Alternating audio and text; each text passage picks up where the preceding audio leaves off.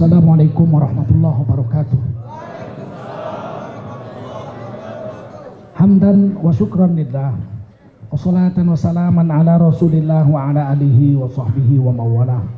Allahumma salli ala sayyidina wa habibina wa maulana Muhammadin wa ala alihi wa sahbihi ajma'in. Amma ba'du, qala Allah ta'ala fi kitabihil aziz, a'udzu billahi minasy syaithanir rajim. Bismillahirrahmanirrahim. Wa ta'awanu 'alal birri wat taqwa wa la ta'awanu 'alal itsmi wal 'udwan. Wattaqullah, innallaha syadidul 'iqab. Qala Rasulullah sallallahu alaihi wasallam, man kharaja fi talabil ilmi fahuwa fi sabilillahi hatta yarji. Baginda Rasul bersabda, siapa keluar untuk mendapatkan ilmu, orang itu adalah orang yang berjihad fi sabilillah sampai dia kembali ke rumahnya. Mudah-mudahan kita semua mendapatkan pahala jihad dari Allah SWT. Amin. Sadaqallahul azim wa sadaqa rasuluhun nabiyul karim wa nahnu ala dhalika minasy syahidin wasyakirin walhamdulillahi rabbil alamin. Para ulama kita yang berhadir malam ini, Adinda Al-Ustadz Zulkifli MA, Adinda Profesor Dr. Haji Al-Ustadz Abdul Somad, dan Adinda Jelfatullah, serta seluruh ulama yang hadir, bapak-bapak, ibu-ibu hadirin wahadirat, khususnya anak-anak mudaku sekalian, pejuang syariah yang dimuliakan Allah SWT. Sebelum Indonesia merdeka, negeri ini disebut Nusantara, Nuswantara atau Nusantara. Orang-orang di Timur Tengah, orang Arab menyebutnya Al-Jawi.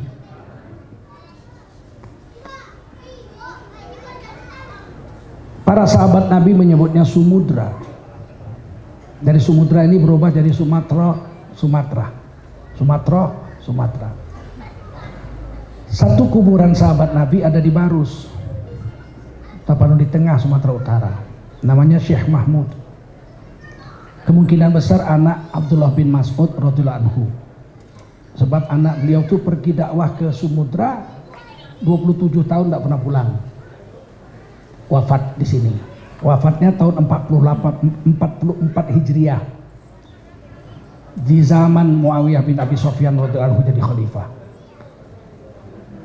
Kuburannya di atas bukit kecil, tapi kemudian air lautnya surut. Sekarang 850 anak tangga untuk mencapai kuburannya di bukit yang tinggi, sampai sekarang masih ada dan dirawat.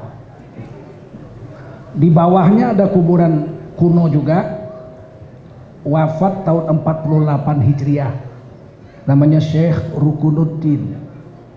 Kemungkinan bukan orang Arab, bukan sahabat Nabi, sebab ini gelar ini, Rukunuddin ini tiang agama.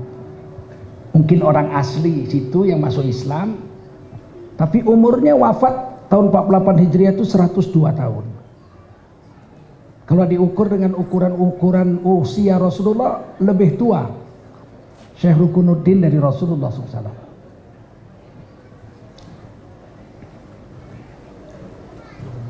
Islam sudah dikenal di sini, di negeri kita ini, di Sumatera ini, sejak zaman sahabat Nabi. Orang-orang menyebutnya Swarna Dwipa. Kalau dalam bahasa Sanskertanya, Swarna Dwipa itu pulau emas.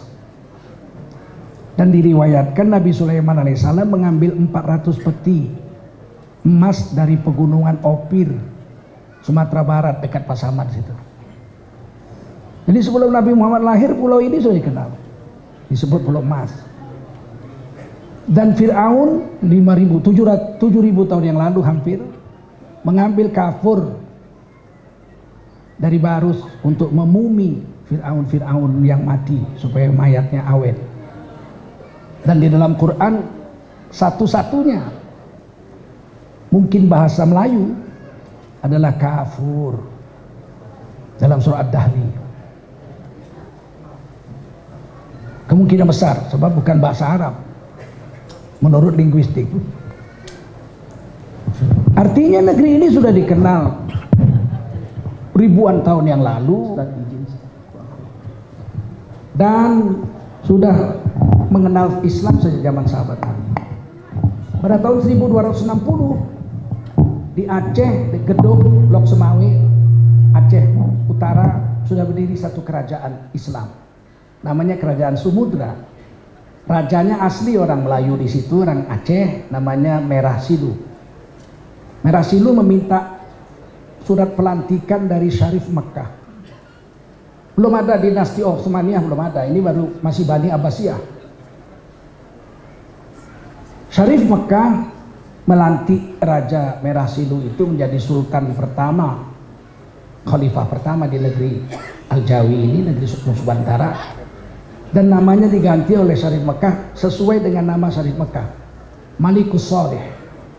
Waktu itu Malikus Saleh itu Syarif di Mekah, khalifah kita di dunia. Jadilah Merah Silu menjadi Malikus Saleh 1260, jauh sebelum Belanda datang. Belanda datang 1595 di Banten, dipimpin oleh Cornelis de Houtman. Merah Silu punya anak Malikus Saleh, menjadi punya anak Malikus Zohir. Malikus Zohir punya anak Malikus Zohir II. Kemudian Malikus Zohir II punya anak namanya Zainul Abidin. Zainul Abidin dibawa oleh Laksamana Cheng Ho ke Cina, dididik di Cina, mati di Cina, nggak pulang lagi. Di dalam sejarah Cina disebut namanya Caiduli Apitingki. Nah, Zainul Abidin ditulis bahasa Cinanya Caiduli Apitingki. Dan Kerajaan Samudra ini ditulis dalam Rihlah Batutoh. Ibnu Batutoh menuliskan bahwa dia pernah, orang Maroko itu ya, orang Maghribi, pernah datang jumpa dengan Malikus Zohir, bermadhab Imam Syafi'i rahimahullah ta'ala, pergi sholat Jumat jalan kaki dan pulang sholat Jumat naik gajah. Silakan dilihat di Rihlah Batutoh. Artinya negeri ini sudah kenal Islam jauh sebelum Indonesia merdeka 1945. Kemudian berdiri Kerajaan Pasai di Perlak, Aceh Timur, bersaingan dengan Samudra. Persaingan ini tidak bagus. Akhirnya ada terjadi sempat perang sesama Islam, tidak enak. Dikawinkanlah anak Raja Pasai dengan anak Raja Samudra. Maka kerajaan ini bergabung menjadi Kerajaan Samudra Pasai. Bapak-bapak, saudara, adik-adikku sekalian, para ulama, apa yang saya ingin sampaikan adalah kerajaan-kerajaan Islam ini kemudian berkembang sampai ketika Indonesia merdeka. Ada 200 kerajaan Islam di negeri Nusantara ini, dari mulai Aceh sampai ke Raja Ampat Papua. Raja Ampat Papua itu Islam sampai sekarang, masih sultan-sultannya sampai sekarang saya sudah jumpa Islam. Nah, jadi jangan dipikir negeri ini ketika penjajah Belanda datang negeri yang biadab. Negeri ini negeri yang bermartabat, negeri yang punya raja, punya rakyat, punya mufti, punya syariat. Kemudian beberapa ratus tahun yang lalu di Minangkabau dibuat perjanjian antara tokoh adat dengan tokoh ulama. Adat bersendi, syarak bersendi, kitabullah. Syarak mengato, adat memakai. Itu jauh sebelum ada Republik Indonesia. Republik Indonesia belum muncul apa-apa, belum ada, nggak ada itu, belum ada. Masih disebut negeri Nusantara, Al-Jawi. Dan sebelum Indonesia merdeka, ulama di Sumatera Barat ini masih kerabat kakek saya, Syekh Ahmad Khotib Minangkabau, itu jadi imam dan khotib di Masjidil Haram bersama Syekh Zaini Dahlan, orang Arab. Mengajarkan ulama-ulama di Nusantara ini, salah satunya adalah Muhammad Darwis dan Yai Hashim Asy'ari. Yai Hashim Asy'ari pulang mendirikan NU tahun 1926, tapi Kiai Haji Ahmad Dahlan ini, Muhammad Darwis ini ganti nama pulang. Namanya Muhammad Darwis, pulang digantinya, diambilnya nama gurunya Ahmad Khotib, diambilnya Ahmadnya. Guru yang kedua Zaini Dahlan, ini imam dan khotib Masjidil Haram, diambil Dahlannya.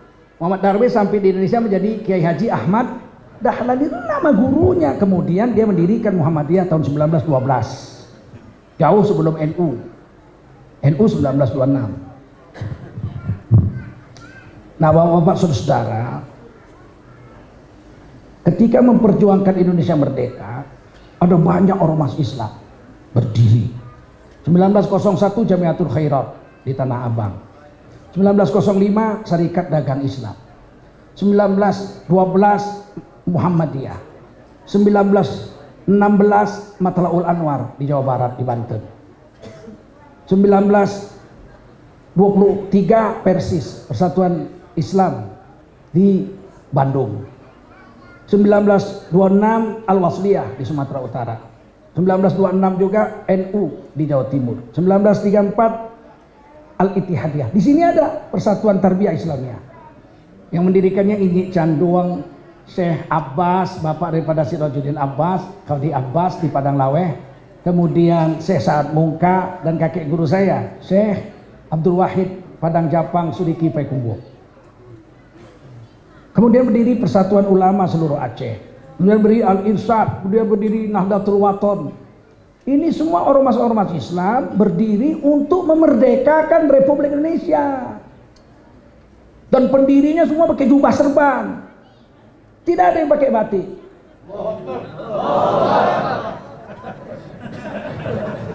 Saya tidak benci batik. Cuman batik itu memang nggak bagus dipakai sholat. Kalau di depan saya ada orang sholat pakai batik, saya di belakangnya, itu pikiran saya bingung. Ini macam mana membuat ini? Betul mikirnya itu. Apalagi kalau batiknya gambar harimau, rusak sholat orang. Maka seluruh ulama kita pakai jubah serban. Singkat cerita, Indonesia merdeka. Persiapan merdeka dibuatlah satu badan, Dokuritsu Jiumbi Chosakai, penjajahan Jepang. BPUPKI, Badan Persiapan Usaha Kemerdekaan Indonesia. Ketuanya Dr. Rajiman. Ada sekitar 40-an orang anggotanya. Ada dari tokoh-tokoh Islam, ada tokoh-tokoh nasional, ada tokoh Nasrani, ada tokoh kejawen, ya, yang tidak Islam, apa namanya, aliran kepercayaan. Ki Hajar Dewantoro, pendiri Taman Siswa. Kemudian pada tanggal 1 Juni Bung Karno pidato mau membuat falsafah negara kita itu Pancasila, tapi yang pertama kebangsaan, kedua internasionalisme, agama terakhir ketuhanan nomor 5. Sederhana sekali, itu baru dicetuskan dalam rapat BPUPKI. Belum lahir Pancasila, belum. Kalau lahir primatur, bayi lahir 5 bulan nggak punya nyawa, mati. Kemudian tanggal 22 Juni mereka sepakat membuat pembukaan Undang Dasar 45 itu, namanya Piagam Jakarta. Muncullah Pancasila di situ. Yang menyusunnya yang paling berjasa adalah Muhammad Yamin, sarjana hukum. Orang rawa. Jadilah, orang Litau tuh jago kungfu. Itu jadilah seperti yang sekarang. Tapi ketuhanannya beda. Ketuhanan koma dengan kewajiban menjalankan syariat Islam bagi pemeluk-pemeluknya. Yang lain sama dengan yang sekarang. Itu 22 Juni. Kemudian PPKI dikecilin. Panitianya jadi 9. Panitia Persiapan Kemerdekaan Indonesia. 9 orang, ketuanya Insinyur Soekarno. Anggotanya Muhammad Hatta. Ada di situ Wahid Hasyim Asy'ari, bapaknya Gus Dur. Ada Ki Bagus Hadikusumo, ada Dr. Manamis, 9 orang. Nah, kemudian putuslah merdeka 18 Agustus, 17 Agustus merdeka, 18 Agustus dibuatlah Pancasilanya, ketuhanan yang Maha Esa. Yang lain sama dengan Piagam Jakarta. Merdekalah kita. Waktu memperjuangkan kemerdekaan, orang-orang berserban jubah ini nggak dibilang-bilang kadal gurun. Nggak ada satupun yang bilang kadrun. PKI betul yang bilang kadrun itu. Giliran udah merdeka kita berserban jubah dibilang kadrun. Siapa mereka ini? Maaf ya, BPUPKI 40-an orang, PPKI 9 orang, tidak ada satupun utusan PKI yang duduk di situ.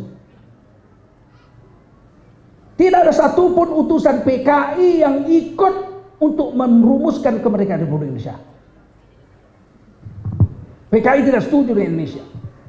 Tahun 1948 ketika kita mau perang sama Belanda, agresi pertama, dia memberontak di Madiun di bawah pimpinan Musso, dia memproklamasikan Republik Rusia Raya. Bukan Republik Indonesia PKI. Tahun 65 dia memberontak lagi, berafiliasi ke Cina, RRC. Tahun 48 afiliasinya ke Rusia. Tahun 65 ke Cina. Dilaranglah PKI sampai sekarang. Yang sekarang ini mulai hidup lagi. Mana PKI-nya? Mana berani nongol kita bacung lah lehernya, ya nggak? Tapi ciri-ciri dan baunya kelihatan. Anti dengan agama, nggak suka dengan agama. Kalau dengar syariat, terbakar bulu kumisnya. Ngeri ini orang. Tiba-tiba orang Minang dibilang pula disuruh mendukung negara Pancasila. Gondolmu.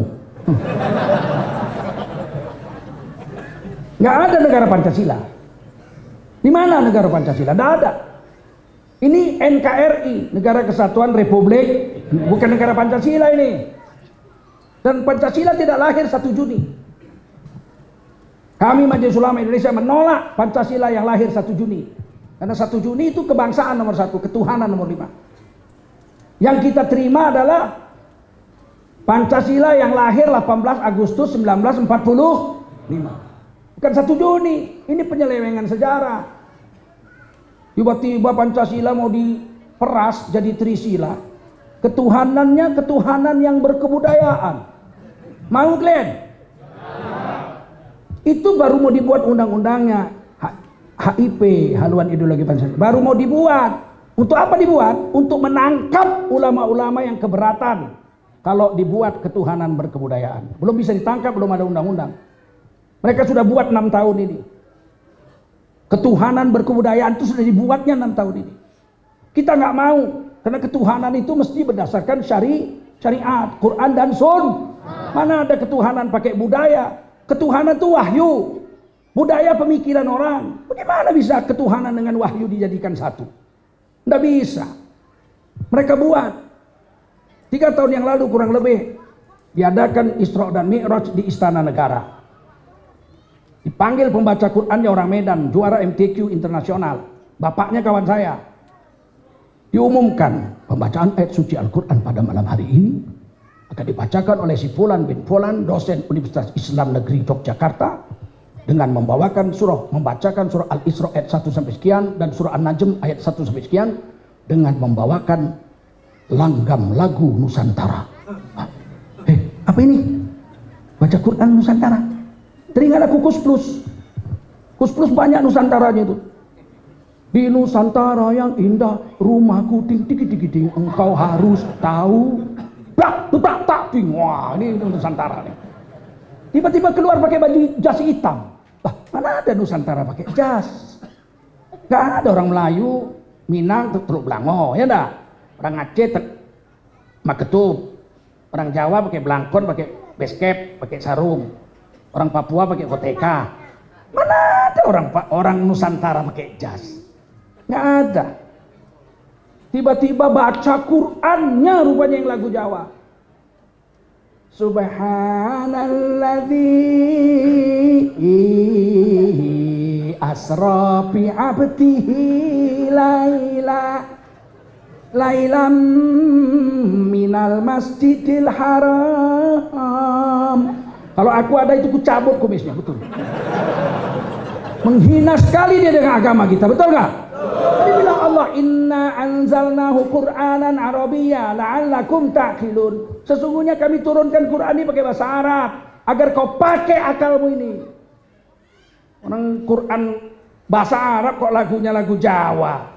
Sunan Kalijogo orang Jawa asli, Wali Songo, nggak ngajarkan baca Quran lagu Jawa di tanah Jawa dia. Sedangkan lagu Arab aja kalau Romal nggak boleh dipakai. Tola'al badru alaina. Itu kan sudah waktu Nabi datang udah dinyanyiin itu 1442 tahun yang lalu. Nggak boleh lagu Arab seperti itu dipakai baca Quran. Wadduha walaili idza saja. Nggak boleh itu.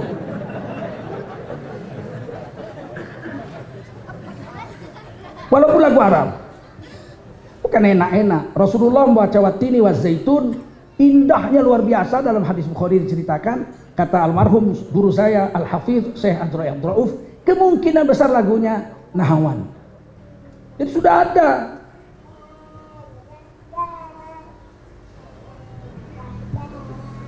Tentu kita tolak, kita protes, banyak ulama menolak. Tapi ada juga yang membela, itu sialnya itu. Ada juga, gak apa-apa, mau lagu Jawa ya gak apa-apa. Aku kalau lihat-lihat orang begini, kepingin kali aku nyocok embun-embunan itu.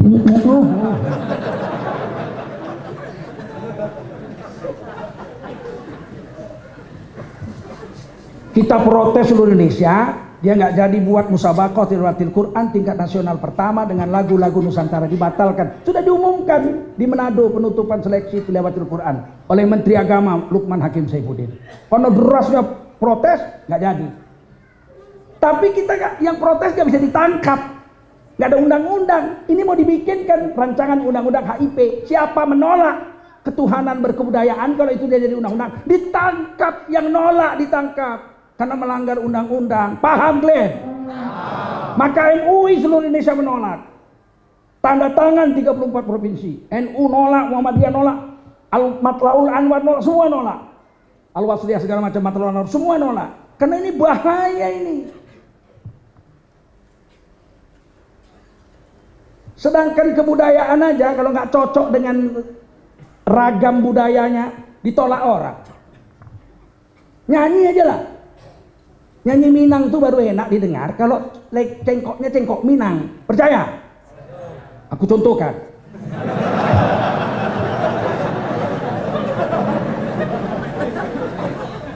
Hujan, jikalau hujan hati dan ibu takkan masuk kisah nan lamu masuk sapa yuang kita badu. Bisa nangis orang enak, betul? Karena lagu Minang pakai cara Minang, lengkoknya lengkok Minang. Coba lagu hujan pakai logat Batak, hujan, kau nggak dilempar batu kau.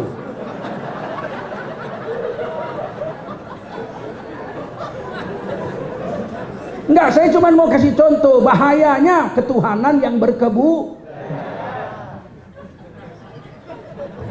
Sempat jadi itu nanti undang-undang itu. Tak terbayangkan saya datang kita sholat Jumat, imamnya pakai baju petro, sarung nggak pakai baju, pakai senggul petro tuh. Dibacanya lagu Jawa. Ulnya ayyuhal kafirun. Gimana coba? Protes ditangkap. Yang protes ditangkap karena keundang-undangnya adalah ketuhanan yang berkebudayaan. Mau kalian itu? Setuju kalian itu? Tolak.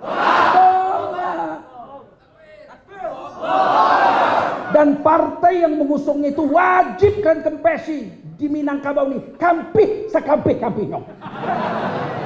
Siap? Baru orang Minang. Jangan iya tapi menang juga. Usah menang lah ya enggak? Sampai dunia kiamat habis ya enggak? Angkat kaki dari Indonesia, apa dari bumi Sumatera. Terutama dari, kalau di Aceh enggak ada satu kursi, enggak ada. Di Aceh tidak ada tempat di Aceh. Sumatera Barat masih ada ya? Atau depan jangan ada. Oh, dan lambangnya sedap nengoknya, Pak. Saya ini hak demokrasi dong, betul nggak? Suka atau tidak dengan satu partai itu hak demokrasi kita, betul nggak? Saya itu hak demokrasi saya. Saya satu aja, jangan ganggu agama saya. Soal Indonesia bangkrut ada yang urus ahli ekonomi, betul? Hah? Soal utang nggak bisa bayar ada yang urus. Soal urusan utang. Tapi agama dirusak, kami yang urus, betul? PKI benci dengan agama dulu, tapi dia nggak ikut merusak. Dia cuma benci sama agama. Agama racun kehidupan, candu kehidupan, dia benci. Tapi dia nggak rusak. Ini dia mau rusak. Dia mau bikin undang-undang ketuhanan yang berkebu. Dia mau rusak agama saya. Saya tidak terima. Tengku Zulkarnain kok nyinyir ribut kali. Ceramah adem, kenapa? Keadaan sudah seperti ini, agama udah dibikin begini, mau dibikin adem. Masuk kulkas kau biar adem. Sama otak-otakmu beku dibikinnya. Udah begini rusak agama.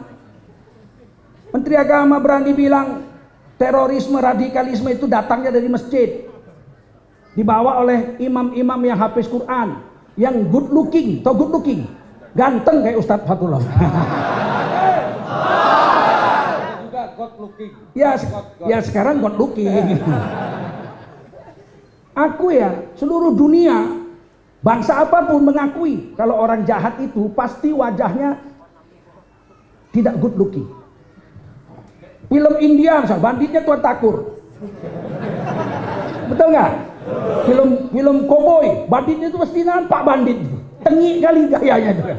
Kalau good looking kayak kami ini tidak mungkin jadi bandit ya. Tiba-tiba dibilang yang bawa radikalisme orang-orang penghafal Quran macam anak kita ini. Oh, kalau jumpa memang kepingin cabut kumisnya lah. Mana bisa begitu dibiarkan, betul? Tapi kalau kita nggak bersatu, saya khawatir kami mati nanti, cucu-cucu kami ini rusak. Cucu-cucu kita ini udah nggak kenal agama lagi.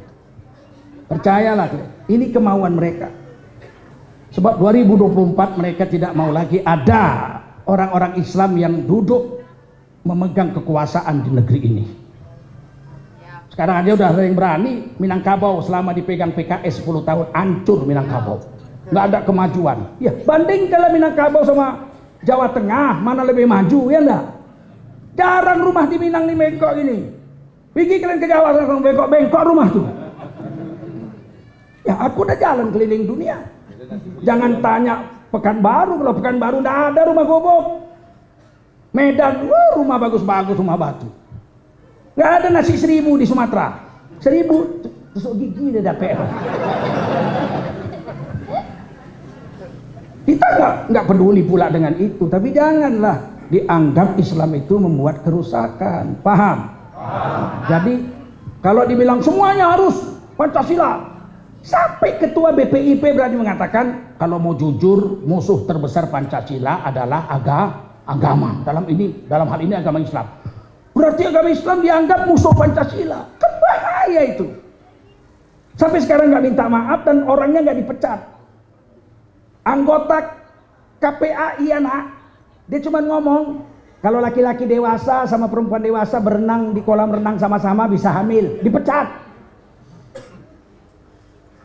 Mengatakan Pancasila itu musuhnya adalah agama Islam, sampai sekarang nggak dipecat. Malah masih digaji 70 juta sebulan. Minta maaf juga enggak. Coba kalau kita terima kata-kata dia itu, Pancasila dengan agama musuh, pilih mana? Pilih agama buang Pancasila, atau pilih Pancasila buang agama? Kan dua-dua nggak bisa musuh. Kan bahaya ini. Padahal Pancasila itu diambil dari Al-Quran semuanya, dan yang menggarapnya adalah para ulama ikut di situ. Jangan terulang dua kali. Ketika Bung Karno Orde Lama berkuasa, hampir semua kawan-kawan seperjuangan di penjara. Sultan Sari di penjara, Muhammad Rum, ahli negosiasi sidang dengan Belanda, konferensi media bundar di penjara. Buya Hamka di penjara, sampai minum kencing Buya Hamka di penjara. Saya tahu karena yang mengazankan saya ini adik sepupuan Buya Hamka, Buya Bakhtiar, tinggal sama bapak saya 3 tahun di rumah saya di Medan. Jangan terulang lagi nih. Kalian siap bela agama? Siap nggak? Siap kalian jaga para ulama? Begitu. Kalau saya, kau bisa diam nggak? Bisa saya diam. Jangan ganggu agama saya diam. Yang kedua, kau tembak kepala aku, besok aku diam, nggak ngomong lagi. Kalau masih hidup, nyawa masih ada, agama diganggu, saya pasti bicara. Karena mendiamkan kezaliman, mendiamkan agama diganggu orang, di akhirat pasang kekang dari api neraka di mulut ulama itu, dia duluan diseret masuk neraka daripada penyembah berhala. Nggak mau aku. Udah sampai sini aja. Pembukaannya harus panas. Jadi yang ke bawah panas. Assalamualaikum warahmatullahi wabarakatuh.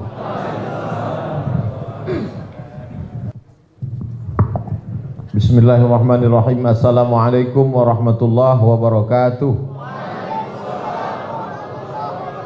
Alhamdulillahilladzi bi ni'matihi tatimmu shalihat, wassalatu wassalamu ala sayyidis sadat wa ala alihi wa ashabihi ahlil fadaili wal karamat. Yang sama-sama kita hormati Kiai Haji Tengku Zulkarnain, Wakil Sekjen Majelis Ulama Indonesia Pusat. Kemudian Al-Mukarram Ustadz Jel Fatullah, guru kita bersama.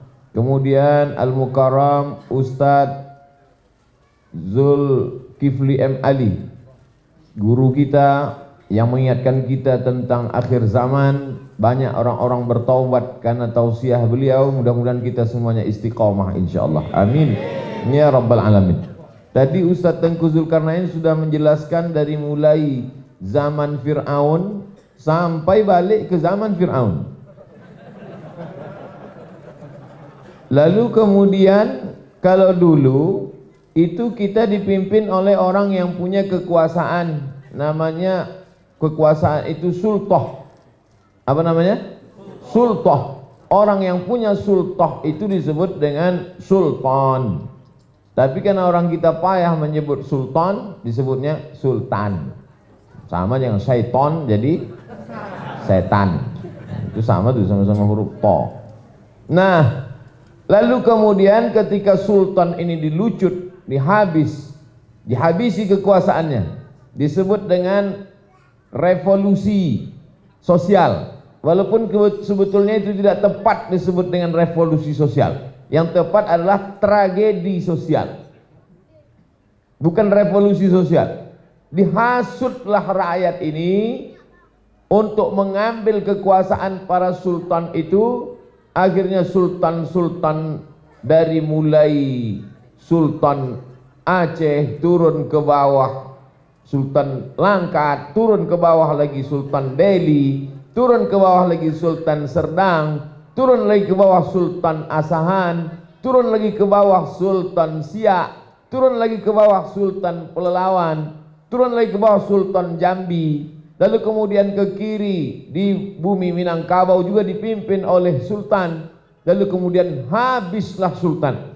Lalu dengan habisnya sultan itu, dulu untuk mengurus kekuasaan politik dipimpin sultan, tapi sultan ini dia paham, sadar diri, tak mengerti agama, diangkatlah orang yang paham agama, disebut dengan mufti, diambil dari fatwa. Orang yang mengeluarkan fatwa itu mufti. Maka dengan runtuhnya sultan, maka runtuhlah mufti, hilanglah kuasa agama. Saya kalau mau ceramah ke Brunei Darussalam, itu di briefing dulu oleh orang yang ditunjuk oleh sultan dari lembaga mufti untuk membriefing. Ustaz Abdul Somad kalau ceramah di sini mesti Ahlus Sunnah wal Jamaah, jangan Mu'tazilah, jangan Khawarij, jangan Syiah, mesti menyampaikan dalam mazhab Syafi'i, tetap menghormati mazhab Hanafi, Maliki dan Ambali. Lalu kemudian menyampaikan tasawuf yang sunni sesuai dengan Quran dan sunnah Rasulullah SAW. Bukan yang hanya eling mengingat Allah lalu tidak sholat. Mesti sesuai dengan sunnah Rasulullah SAW, mesti sesuai dengan para pendahulu salafus salih, barulah dibolehkan ceramah. Begitu juga ketika mau mendapatkan tauliyah, mesti diberikan oleh sultan. Tapi lalu kemudian ketika sultan-sultan ini dilucut, dihabisi kekuasaannya, maka tumbanglah mufti-mufti itu, habislah. Tapi kemudian kita tetap husnuzon dan percaya. Kenapa? Karena masih terpayungi oleh satu kata syariat. Kata sultan-sultan itu, tak apa-apa kekuasaan kami kalian ambillah, tapi kami masih ada payungnya. Apa payungnya? Ketuhanan dengan menjalankan syariat Islam bagi pemeluknya. Tapi ini ancaman. Kalau ada kata syariat, kami yang di timur ini tidak mau, kata saudara-saudara kita di timur. Padahal waktu itu kita sedang menghadapi 3 musuh besar. Pertama Belanda, kedua Jepang, ketiga komunis. Tambah lagi yang satu nih. Sudahlah musuh di depan kita 3, Jepang, komunis, Belanda. Ini mestinya kita bersatu untuk melawan yang 3 ini. kata yang satu nih, kalau kami tetap ada kata syariat di sana kami tak mau ikut. Umat Islam waktu itu yang sedang mencari kawan, bukan mencari lawan. Oke lah, kalau kalian berkeberatan dengan kata syariat, turunkan lagi. Maka ketuhanan yang Maha Esa dengan tetap berprasangka baik bahwa ini tetap terjaga. Kenapa? Karena pakai sistem demokrasi, suara yang paling banyak, suara yang paling mayoritas, itulah yang akan menang. 10 anak mau cabut, dipakai sistem demokrasi. Hai anak-anak 10 orang, ayo kita cabut. Suara yang paling banyak itulah suara yang benar. Dalam demokrasi tidak dilihat benar salah, tapi yang dilihat adalah siapa yang paling banyak. 10 anak voting, ayo kita cabut. Setuju 9, cabut. Satu tak mau cabut. Kira-kira waktu itu yang terjadi cabut apa tak cabut? Cabut, karena 9 setuju cabut. Lalu kemudian kalau 10 anak tadi dimasukkan sekolah tahfiz Quran, 9 tahun umurnya hafal dia Quran, lalu kemudian 10 anak tadi di voting mau cabut, tiba-tiba yang mau cabut cuman yang 1, yang 9 tak mau cabut. Kira-kira kalau pakai demokrasi cabut apa tak cabut? Tidak cabut. Oleh sebab itu demokrasi itu yang jahat adalah isinya. Maka isinya ini mesti dibodohkan. Karena anak-anak yang hafal Quran ini, dia hafal Arba'in Nawawi, hafal hadis bisa sholat, penampilannya pun good looking, ini otaknya tidak bisa dirusak, tidak bisa diganggu dengan game online PlayStation. Memang kecil kepalanya, tapi 30 juz dalam. Ini mengkhawatirkan, ini akan merusak, ini akan mengganggu. Kenapa? Karena pasti dia tidak akan setuju dengan LGBT. Betul? Pasti dia tidak akan setuju dengan pesta seks. Dia tidak akan setuju dengan perempuan buka aurat. Dia tidak akan setuju dengan diskotik. Dia tidak akan setuju dengan jual khamar di pinggir jalan. Maka ini berbahaya, mesti dimusnahkan. Nyambung? Paham? Insya Allah kalau berakal paham. Tidak waka minum ayaka.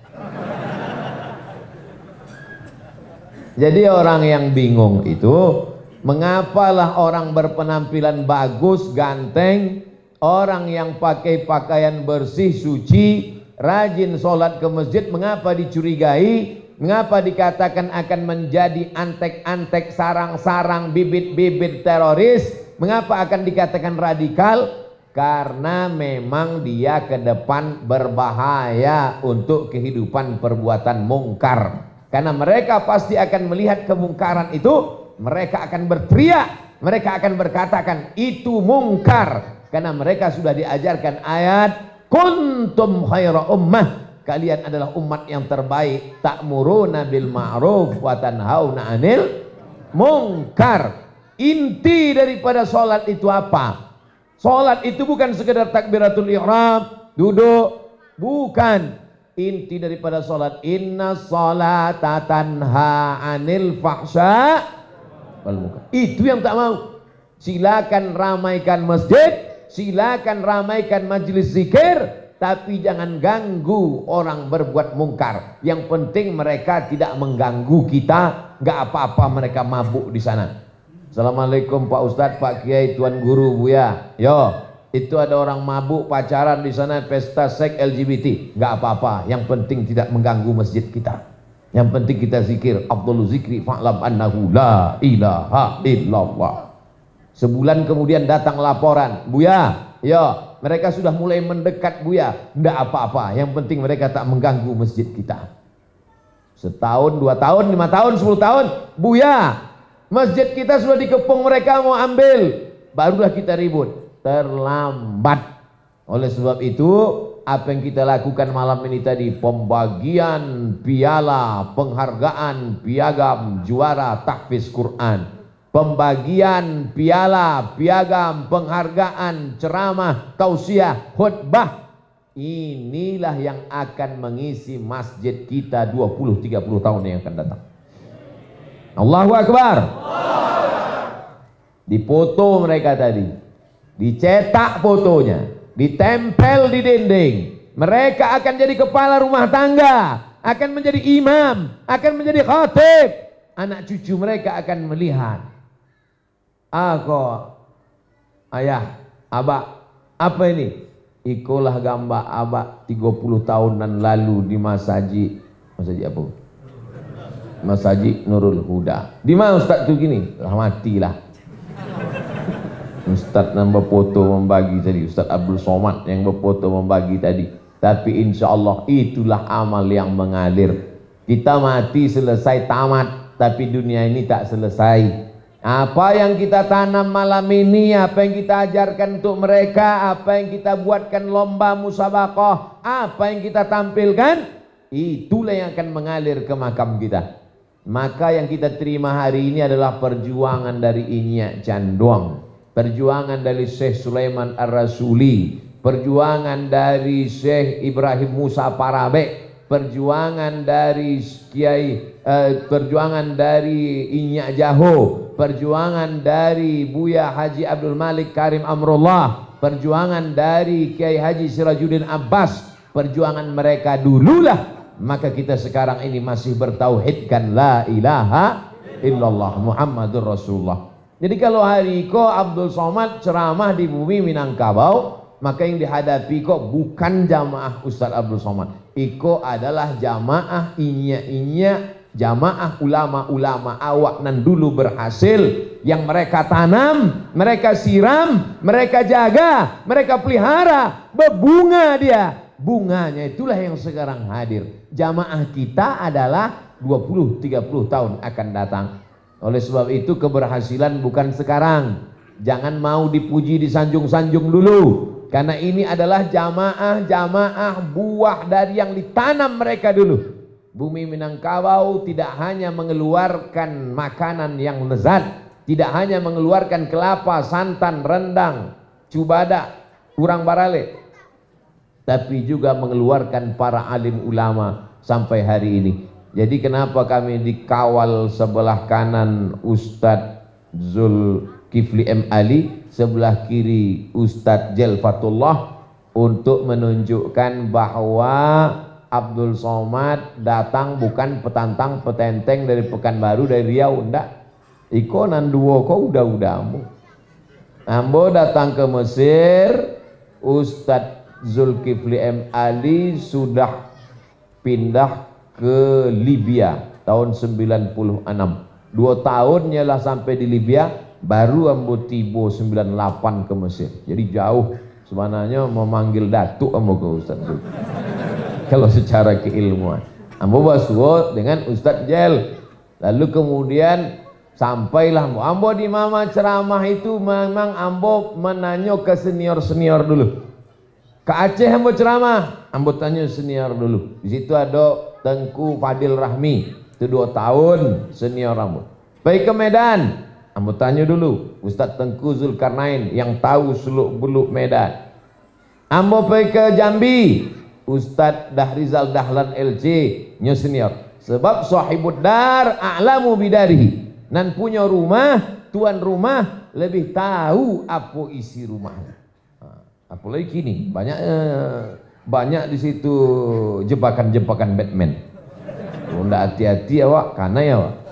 Jadi mau tanya dulu, Dajjal, itu panggilan di handphone kalau di depan jamaah Ustaz. Ustaz Jel, Pak. Ustaz Jel Fatullah, aman? Aman. Baru mau masuk. Jadi bukan Abdul Somad kotamu yang petantang potenteng datang. Begitu juga tanya dengan Ustadz Tengku Zulkarnain, dengan Ustadz Zulkifli M. Ali. Mudah-mudahan silaturahim malam iko membuat bumi Minangkabau bukan dengan kehadiran kami menjadi lebih baik, tapi kita berharap tetaplah menjadi baldatun thayyibatun wa rabbun ghafur. Itulah yang dapat ambo sampaikan. Mudah-mudahan bermanfaat buat awak basamo. Tapi yang terpenting adalah bagaimana demokrasi iko diisi oleh orang-orang baik. Kalau orang baik mengisi demokrasi, demokrasi menjadi baik. Tapi kalau demokrasi diisi oleh orang tidak baik, maka dia pun menjadi tidak baik. Itu kesimpulannya. Terima kasih. Wassalamualaikum warahmatullahi wabarakatuh. Ustaz, ini kita mau menyampaikan aspirasi mungkin sebagian dari saudara-saudara kita anak Nagari Gadai. Hari ini para pemudi kita, pemuda dan pemudi kita Ustaz, telah menjadikan masjid ini menjadi posko utama untuk seluruh kegiatan. Tapi kondisinya masih seperti ini Ustaz. Saya yakin kantong yang tadi berjalan itu belum terisi Ustaz. Gimana kira-kira supaya memenuhkan kantong ini kira Ustaz? Kalau di dalam dompet itu ada 1 juta, amin. Yang amin kan dia tidak yakin bahwa isi 1 juta. Kalau di dalam dompet itu isinya ada 1 juta. Kemudian waktu lalu plastik kresek tadi awak isi 100.000. Ulang sekali lagi. Memang cerita piti kok kadang banyak orang lupa. Ya, panitia silakan jalan lagi. Kalau dalam dompet awak ada 1 juta. Lah, jalan. Lalu kresek tadi awak masukkan 100.000. Pulang ke rumah lalok. Besok pagi indak jago lalok, mati. Nan awak bawa mati nan 100.000 atau nan 900 nan tinggal di dompet tuh. Nan 900 itu kamu apanya? Habis. Nah, kini yang mau tanya, kalau awak mati ni yang membawa 100 apa 900? Awak seriusnya galak kok Pak ya? Ambo indak memaksa. Cuma ambo sedang memberitahu bahwa apa yang awak masukkan ke kresek tadi itu yang akan awak bawa mati. Apa yang awak balikan ke tanah, balik ke rumah, simpan di bank. Apalagi kini bank sedang susah. Kini menarik PT cash mesti telepon dulu. Tak ada PT itu kini. Habis tak kamu apa ini? Kini orang kalau di mana PT apa? Di bank. Yakin ada PT itu? Tak yakin kan? Nan pasti itulah nan masuk ke resek. Putar agak 2-3 7 kali untuk tawaf. Itulah akan menolong di hadapan Allah Subhanahu wa taala. Ma'akal tafa'afnaita yang kau makan busuk. Wa malabista fa'ablaita yang kau pakai lapuk. Wa mata tasaddaqta yang kau isikan ke kresek ini fa'amdaita. Kawak lo apa ini?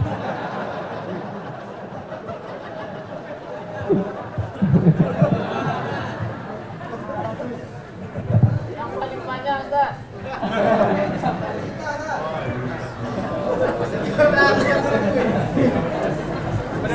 Udah tuh.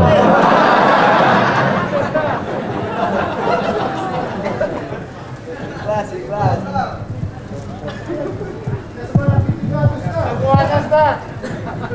Ongkos pulang besok.